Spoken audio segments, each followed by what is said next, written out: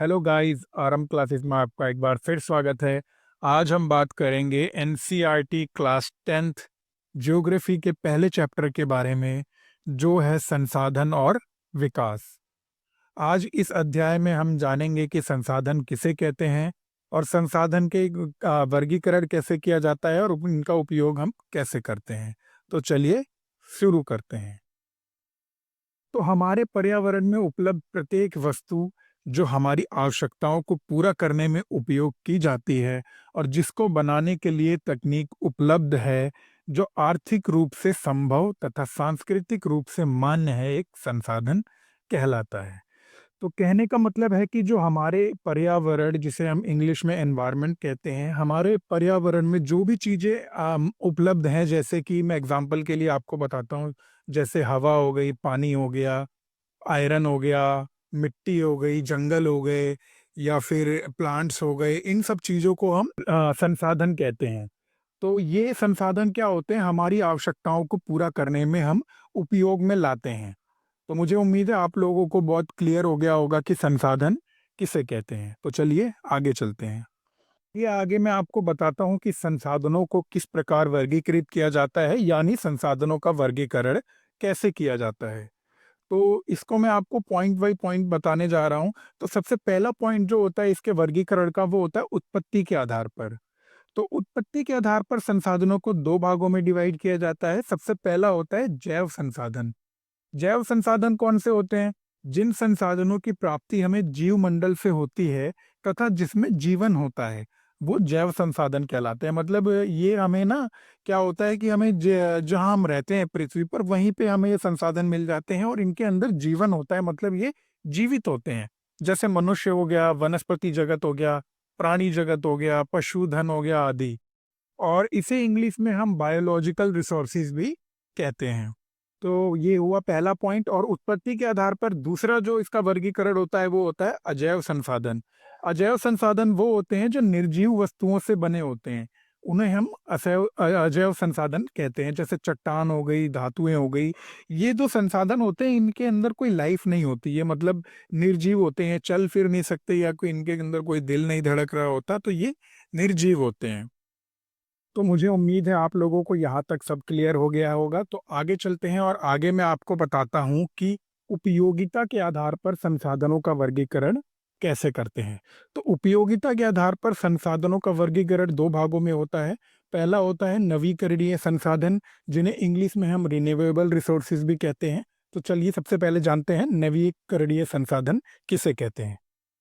तो जैसा कि आप लोग जानते हैं कि रिन्यूएबल रिसोर्सेज या नवीकरणीय संसाधन वो होते हैं जिन्हें भौतिक, रासायनिक या यांत्रिक प्रक्रियाओं द्वारा नवीकृत, मतलब इसको दोबारा उत्पन्न किया जा सकता हो। कहने का मतलब है कि कुछ प्रोसेस के द्वारा, जैसे कि कुछ केमिकल प्रोसेस या फिजिकल प्रोसेस के थ्रू इनको हम दोबारा से अपने उपयोग में ला सकते हैं।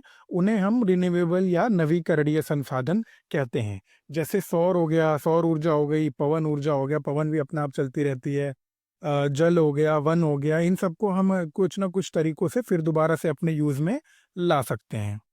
और नवीकरणीय संसाधनों को हम फिर से दोबारा हर बार नए तरीके से इसका निर्माण कर सकते हैं। तो इसमें सेकंड पॉइंट है अनवीकरणीय संसाधन। अनवीकरणीय को इंग्लिश में हम नॉन रिन्यूएबल रिसोर्सेज भी कहते हैं। ये वो रिसोर्सेज होते हैं जो वातावरण में उपस्थित वे सभी वस्तुएं जिन्हें उपयोग के बाद निर्माण नहीं किया जा सकता।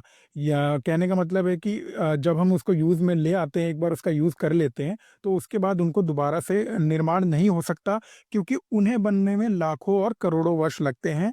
इसलिए इनको हम अनवीकरणीय संसाधन कहते हैं।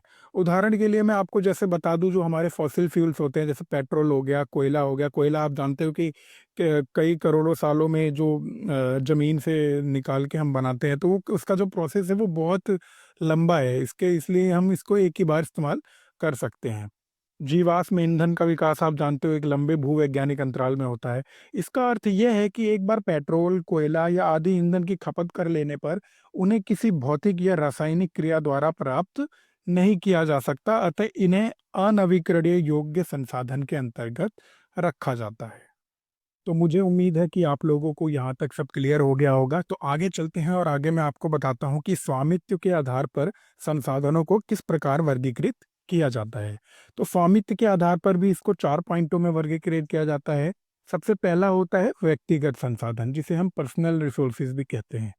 इन संसाधनों का स्वामित्व निजी व्यक्तियों के हाथों में होता है, जैसे भूखंड हो गया, हमारे घर हो गए या अन्य जायदाद हो गई जो हमारी प्रॉपर्टी होती है, जिनके हम निजी मालिक होते हैं। इसका सेकंड पॉइंट है सामुदायिक स्वामित्व वाले संसाधन, यानी कम्युनिटी रिसोर्सेज।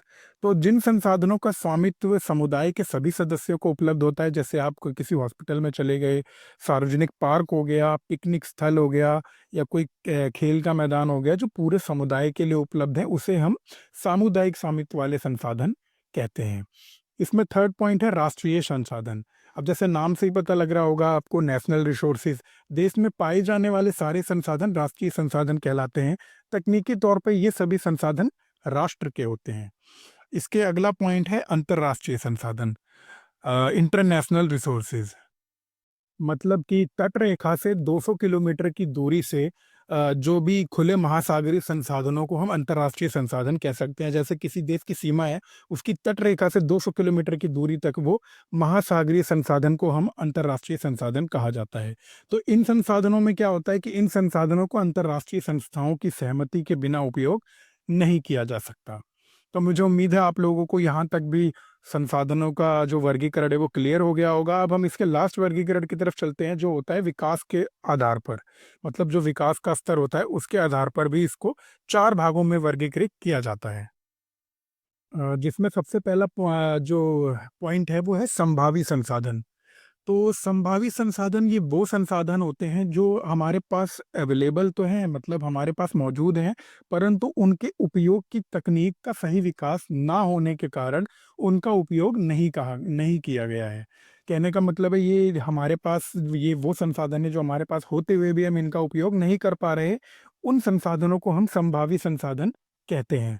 जैसे राजस्थान तथा गुजरात में पवन ऊर्जा और सौर ऊर्जा की अपार संभावना है, परंतु उनका उपयोग पूरी तरह नहीं किया जा रहा, क्योंकि इनका उपयोग करने के लिए अभी हमारे पास वो टेक्नोलॉजी नहीं है और अभी ये विकसित नहीं हो पाए हैं। इसका सेकंड पॉइंट है विकसित संसाधन। जैसे नाम से ही आपको पता लग रहा होगा विकसित संसाधन, तो ये वो संसाधन होते हैं जिनके उपयोग के लिए प्रभावी तकनीक उपलब्ध है और इनके उपयोग के लिए सर्वेक्षण, गुणवत्ता और मात्रा निर्धारित की जा चुकी है। मतलब ये पूरी तरीके से विकसित हो चुके हैं, उन्हें हम विकसित संसाधन कहते हैं। इसका थर्ड पॉइंट है भंडार संसाधन। तो संसाधन जिनका सर्वेक्षण किया जा चुका है, परंतु टेक्नोलॉजी के मतलब अभाव में इनका उपयोग नहीं हो पा रहा है। उदाहरण के लिए जल दो ज्वलनशील गैसों से, हाइड्रोजन और ऑक्सीजन से बना है, जिसे ऊर्जा का मुख्य स्रोत के रूप में उपयोग किया जा सकता है, लेकिन तकनीकी ज्ञान के अभाव होने के कारण इनका उपयोग नहीं हो पा रहा है। तो इसे हम भंडार कहते हैं। इसका फोर्थ पॉइंट है संचित कोष। तो ये वैसे संसाधन हैं जिनका उपयोग के लिए तकनीक उपलब्ध हैं, लेकिन इनका उपयोग अभी तक आरंभ नहीं हुआ है, मतलब इनके यूज को हमने अभी तक स्टार्ट नहीं किया है, तथा भविष्य में उपयोग के लिए सुरक्षित रखे गए हैं, इसलिए ये संचित कोष कहलाते हैं। तो संचित कोष भंडार का ही भाग होता है, मतलब जो भंडार मैंने आपको पहले रिसोर्स बताया उसी का भाग है। जैसे भारत के कई बड़ी बड़ी नदियों में अपार जल का भंडार है, परंतु उन सभी से अभी हम बिजली उत्पादन नहीं कर पा रहे हैं, मतलब अभी हमने उसको शुरू नहीं किया है। कर तो हम सकते हैं, लेकिन अभी हमने शुरू नहीं किया है। तो भविष्य में उनके उपयोग की संभावना हमारे पास है, तो इसलिए हम इसको संचित कोष कहते हैं। तो मुझे उम्मीद है आप लोगों को आज की इस वीडियो में संसाधन के बारे में पता चल गया होगा, संसाधन किसे कहते हैं और इसका वर्गीकरण किस प्रकार किया गया है। तो आप लोगों को इस टॉपिक में ज़्यादा कन्फ्यूज़न ना हो, इसलिए आज की इस वीडियो को मैं यहीं पर ख़त्म कर रहा हूँ। आगे के जो इसमें टॉपिक है वो एक नेक्स्ट वीडियो में आएँगे, जिसमें मैं आपको इसका संसाधनों का विकास बताऊँगा, इसका नियोजन किस प्रकार होता है वो बताऊँगा, और भारत के भू संसाधन, मृदा अपरदन और संरक्षण के बारे में भी बताऊँगा। अगर वीडियो अच्छी लगी हो तो लाइक करना ना भूलें, चैनल को सब्सक्राइब और अपने दोस्तों के साथ शेयर करना ना भूलें।